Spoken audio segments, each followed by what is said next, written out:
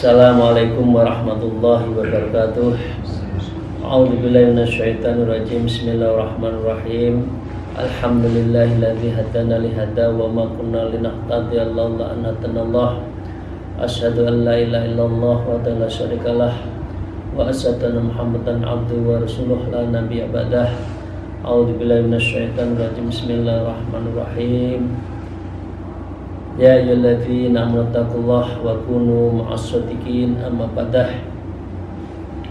Para jamaah Haji Qalbu bulan Ramadan rahimakumullah, semoga kita senantiasa mendapatkan ridho, maunah dan keberkahan dari Allah Subhanahu wa taala. Untuk itu mari kita bersyukur, alhamdulillahirabbil alamin ala kulli halin wa nikmatin, dan bersolawat Allahumma sholli ala sayyidina Muhammad wa ala alihi washabihi. Para jamaah rahimahullah, kita pada satu cerita dan itu fakta, Sayyidina Abu Bakar As-Siddiq memuntahkan minuman susu yang diberikan oleh hambanya, di mana susunya itu diperoleh dengan cara tidak halal, karena tanda petik mempressure atau menekan orang lain. Dan itu beliau sampai mengatakan, saya tidak tahu ya Allah, ampuni dosa saya. Beliau mengatakan, Allahumma hadhi maktirati fama baqiya fil uruqi fa anta hasbuhu. Ya Allah, inilah kemampuanku karena saya tidak tahu, maka segala yang tersisa di dalam urat-urat tadi, makanan yang masuk, Engkaulah yang maha menghitungnya. Sehingga dengan demikian ibroh yang kita ambil adalah kita harus menghindari makanan-makanan yang haram, yang subhat saja kita hindari. Nah karena itu waqalal mu'allif fi hadzal kitab fahada yudullaka ala wujubil bahsi amma taktumu alaihi in kana laka nadharun fil wara'i wa haqi fahadihi hadihi. Maka Imam Ghazali setelah menceritakan tentang Sayyidina Abu Bakar, belum mengatakan begini, fahadha yadulluka, ini petunjuk buat kita semua, jangan sampai kita memakan seperti itu, ala wujubil bahsi, yang itu semua akan menjadikan diteliti semua apa yang di dalam diri kita, amma taqaddamu alaihi, apa yang kita makan. Nah, artinya Sayyidina Abu Bakar juga mengatakan, ini petunjuk saya jangan diikuti terhadap apa yang terjadi, ya kira-kira gitu kan, taqaddamu alaihi, apa yang sudah terjadi. Jangan ini kalau terjadi jangan diulang lagi. Jangan mengatakan ya nyesel tapi pura-pura nyesel, di tengah lain masih meneruskan mengejar makanan-makanan yang tidak dihalalkan. In kana lakat nadharun fil wara', jika engkau memiliki pertimbangan dan engkau artinya kita wara', maka dengan demikian kita harus menjaga hak-hak ini. Jadi hak badan harus kita jaga, jangan sampai kemasukan yang subhat-subhat tadi. Fa in qulta fa ka'annal wara' yukhallifus syar'a wa hukmuhu. Kemudian kita kok diminta suruh hati-hati, kira-kira kan gitu kan? Apakah hati-hati itu akan mengerem, akan orang itu tidak bisa berkreasi untuk membuat makanan-makanan? Nah, beliau mengatakan seperti itu kan? Sepertinya warok kalau seperti itu yukhalifu, itu bertentangan asyari dengan syariat wa hukumihi, dan hukumnya. Oh, orang mengatakan kalau suruh hati-hati ini serba nggak boleh. Nah, maksudnya nggak begitu. Maksudnya Kalau yang haram bayyinun wa halalun bayyinun, maka yang halal boleh kita makan. Karena di dalam sistem hukum itu, di dalam kaidahnya kan disebut al-hukmu yadurru ma'a ilatihi wujudan wa adama. Jadi di dalam penentuan hukum, mewujudkan atau meniadakan hukum itu tergantung pada ilatnya. Ilat yang ada adalah kalau yang haram jelas ilatnya, sebab musababnya itu haram, nggak boleh. Tapi kalau sebab musababnya itu halal, maka boleh. Tapi dalam keadaan tertentu, orang yang fakir miskin yang tidak bisa makan kecuali tanda petik ya diberi para penguasa yang tanda petik dia tidak tahu dan tidak ingin tahu subhat atau tidak, itu boleh asal niatnya hanya untuk menegakkan badannya, artinya untuk hidup saja, bukan menjadi habit selalu mencari makanan-makanan yang haram dan subhat itu ya para ibu sekalian. Maka jawabannya ketika ditanya seperti itu, Imam Ghazali mengatakan fa'lam anna syar'a mawdu'un alal yusri wassamahati maka ketahuilah bahwa syariat itu pada prinsipnya adalah memberi kemudahan dan toleransi. Ada toleransi, ada rukhsahnya jika terjadi sesuatu yang sangat terpepet. Ya. Misalkan ada makanan-makanan yang mestinya dilarang karena itu dianggap obat, kadang-kala setelah yang lain-lain tidak mempan, kadang-kala melakukan seperti itu. Itu namanya toleransi wa rukhsah. Dan karena itu qala Nabi sallallahu alaihi wasallam wa istu bil hanifiyati samhah. Rasulullah mengatakan saya diutus dengan membawa ajaran yang lurus dan toleran. Dalam hal yang prinsip lurus, dalam hal-hal yang rusuh dalam situasi tertentu, maka itu ada toleransinya. Nah, karena itu toleransi, tasamuh di dalam Islam khususnya Ahlussunnah wal Jamaah itu menjadi penting dalam konteks masyarakat. Tapi yang kita bahas sekarang kan masalah makanan, bukan masalah tasamuh dengan perbedaan antara sesama manusia dan agama yang lain, tasamuh. Tapi dalam hal ini adalah makanan. Nah, dengan demikian sikap warok ini yang ditekankan oleh Imam Ghazali. Karena apa? Wal wara'u mawdu'un ala syadidi wal ihyata kama qila. Karena warok adalah persoalan yang mendasar dan kehati-hatian. Jadi kalau orang dari awalnya tidak sadar, tidak hati-hati, sembrono, menghalalkan yang haram, mempura-purakan kesubhatan, maka sebetulnya hati kecilnya kan mengatakan itu halal, haram, tapi tetap diterjang. Nah, dengan demikian warok di dalam tasawuf, di dalam ilmu-ilmu sufiyah, ilmu ruhaniyah itu menjadi penekanan. Wal ihtiyatu kam wa ihtiyat, harus menjadi penekanan seperti yang disampaikan oleh beberapa ulama tasawuf. Kila beliau mengatakan al-amru ala muttaqi adyaku min iktis'in.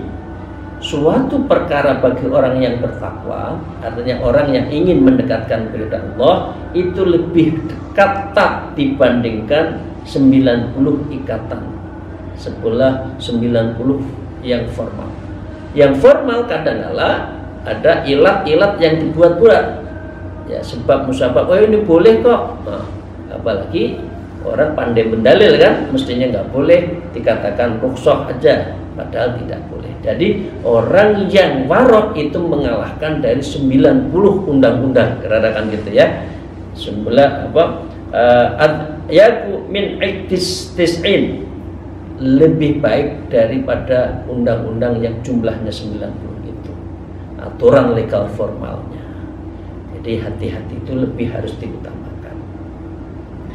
Tsumma warok min syari'atan, kemudian warok, kehati-hatian, kepantasan seseorang itu juga menjadi bagian syariat juga. Jadi jangan dipertentangkan kalau orang warok seakan-akan meninggalkan hukum yang boleh, padahal boleh. Padahal dalam konteks yang makro, warok itu adalah menjadi bagian dari syariat itu sendiri. Wakilahuma fi asl wahidin, dan keduanya antara syariat dan warok itu adalah satu. Jadi akidah, syariah, tasawuf, syariah, tarekoh, ma'rifat, hakikat itu satu. Itu ya Bapak sekalian. Jangan dikatakan kalau saya syariat maka tidak perlu warok. Kalau sudah warok, oh syariatnya tak perlu. Tidak. Dua-duanya itu harus diambil bagi seorang muslim yang sejati, dan itu harus ditarik oleh satu nafas oleh kita. Walakin li syar'i hukmani hukmul jawazi wa hukmul afdhalil akhwat. Akan tetapi syariat terdiri dari dua memang. Satu, syariat yang membolehkan, ya, dan dua, hukum yang utama, yang paling utama penerapan hukum itu hati-hati. Jadi Bapak Ibu sekalian, kalau ada Bang Joning, ya, abang hijau kuning, itu kan syariat, ini nggak boleh. Tapi kalau dia kehati-hatian kita, kesadaran kita, nggak usah ada Bang Joning. Kalau di perempatan kita pasti melihat kanan kiri. Jadi kalau kita sudah tahu ada makanan yang haram dan yang syubhat, dan itu mempengaruhi terhadap amalan ibadah kita, maka kita akan mesti hati-hati. Nah, jadi dengan demikian, the substance of syariat is warok. Jadi sumber pangkal dari implementasi sebuah syariat itu adalah warok. Kalau sudah orang warok, ya pasti akan menjaga dan menerapkan hukum itu sendiri. Fal jaizu yuqalu lahu hukmus syar'. Lalu sesuatu yang boleh disebut untuknya sebagai hukum syariat. Karena syariat itu kan ada halal, haram, wajib, mubah, sunnah. Nah, itu. Jadi yang kita sudah jelas kalau yang syariat. Maka dengan demikian kita kalau yang dibolehkan ambil oleh syariat. Makanannya, jenisnya, kualitasnya, hanya tidak boleh israf di dalam hal makanan. Nah, wal afdhalu akhwatu yuqalu lahu hukmul waraq, dan yang paling utama dan paling hati-hati di dalam menerapkan syariat itu adalah waraq. Ya, fahuma ma'a tamjihima wahidun fil asli, maka kedua itu disertai perbekalan keduanya, dan itu adalah sebuah prinsip. Jadi Bapak Ibu sekalian, secara umum sekarang agak tidak hanya urusan makanan. Kalau orang bersyariat, maka harus ditingkatkan ke tarekah hakikat. Tapi kalau sudah orang masuk tarekah hakikat ma'rifat, tidak boleh meninggalkan syariat. Ini tidak benar kalau orang mengatakan orang yang kalau sudah bertarekah kemudian takut karena dia asumsinya kalau tarekah itu meninggalkan syariat. Tidak, betul. Semakin orang dekat dengan Allah, semakin memegangi terhadap syariat-syariat Allah. Bahkan di atas syariat itulah warok tadi. Karena warok inilah yang menjadikan dia lebih bisa menerapkan semua syariat itu. Nah, warok itu adalah ciri dari seorang yang sudah tasawuf. Dan itu ciri utama dari orang takwa. Takwa itu hurufnya ta, tawadhu, q, qanaah, w, warok. Takwa itu hurufnya 3 ya, secara umum ya, selain hamzah di belakang ya, selain alif, yaitu t, tawadhu, q, qaf, qanaah, waw adalah warok. Lah, ciri orang takwa itu kalau tawadhu, kemudian qanaah terhadap semua pemberian Allah, qadar-qadarnya kita terima dengan baik, dan kita warok dalam keseharian, berarti kita sudah menjalankan apa? Menjalankan takwa.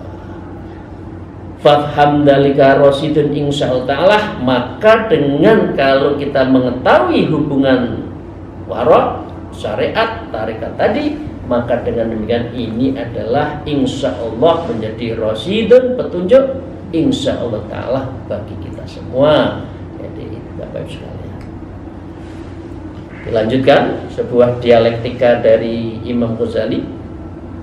Wa qala al-mu'allif fi hadzal kitab fa in qulta fa idza jazal bahsu wal istiqsa'u an kulli syai'in, apakah diperbolehkan meneliti dan mencari keterangan terhadap sesuatu, ya, dikasih diteliti, kemudian kemudian dikasih hadiah diteliti, fasadda alaima tahdhu fi hadhiz zaman, dan itu dikatakan oh kamu akan ketinggalan zaman, menutup dirimu sendiri dan kamu tidak bisa hidup. Nah, sekarang itu kan mengatakan loh, nyari rezeki yang haram saja sulit kok, apalagi mencari yang haram. Nah, itulah ini Sayyidina Imam Ghazali sudah mengatakan seperti itu. Apakah kita sebaiknya meneliti? Bukankah nanti kita ditinggal zaman? Zamannya sudah zaman edan, kalau enggak edan enggak komanan, enggak ada kebagian. Nah, maka dengan demikian Imam Ghazali mengatakan wa ta'adzarul amri bimarratin ala sahibil waraq, dan persoalan tersebut menyulitkan sekaligus bagi seorang waraq. Id la budda lahu min balaghi yuballighu ila ta'ah, la budda lahu, tidak boleh tidak, ia harus meraih dan mencapai ketiadaan mimbalaghi, yaitu yang menghalang-halinya, yang menghantarkan kepada taat. Apa yang harus diraih untuk tidak ada tantangan dalam taat, yaitu adalah menghindari yang syubhat tadi. Ya, tidak bisa tidak, kita semua harus menghindari yang syubhat dalam rangka kita mendekatkan diri pada Allah. Jadi orang yang warok lebih hati-hati. Ya Bapak Ibu sekalian. Wa qala al-mu'allif fa'lam an tariqul waraq sadidun wa inna man qasada sulukahu.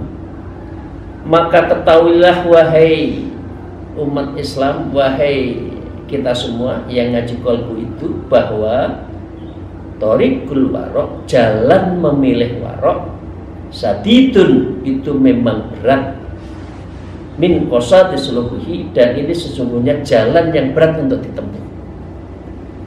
Ya, guyonnya saneponya kan itu mas golek sing harame angel ya, mosok golek yang halal ora ra iso sugih lek ngono ki.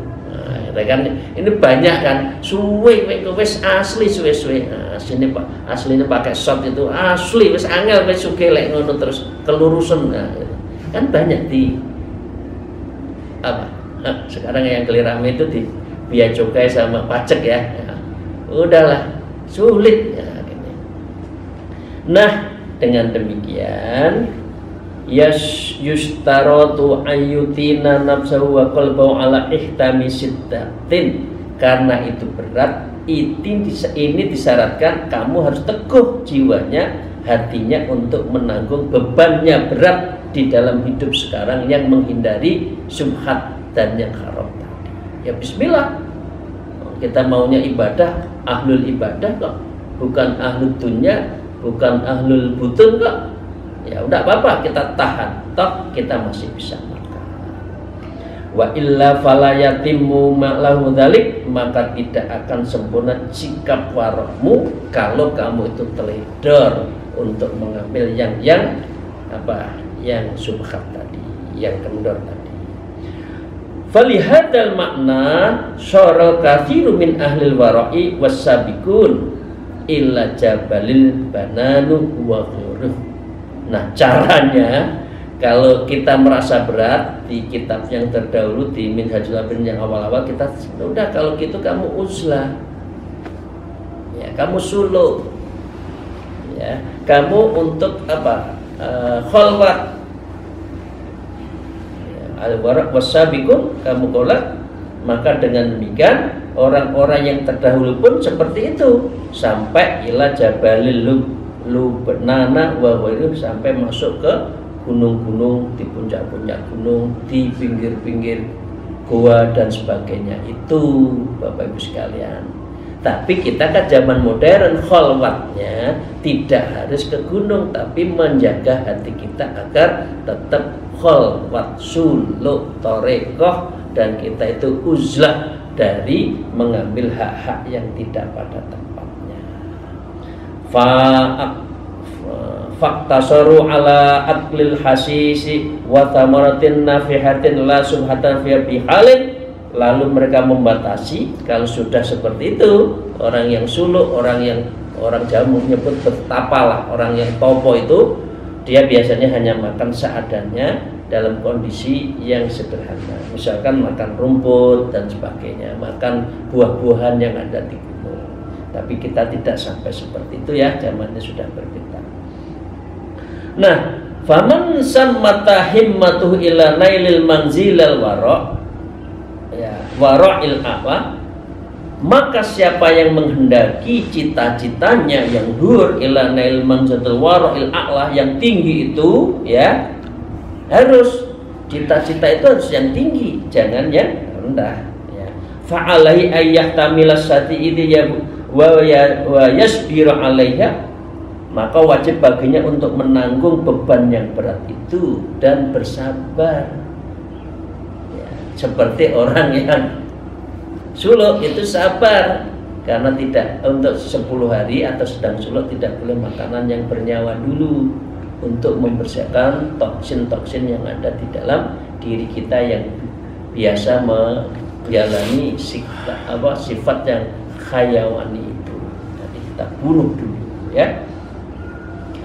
Maka dengan demikian, ya, wa yusluku tariqu ulaika liyanalu manzilatahum, dan ia mesti menempuh jalan waro itu agar ia meraih apa?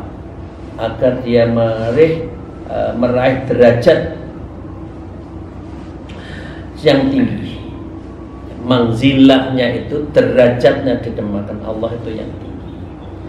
Wa amma in aqama bainan nasi wa akal mimma yatawwalunahu fi aidihim. Adapun apabila bermukim di tengah masyarakat, maka ia akan menjaga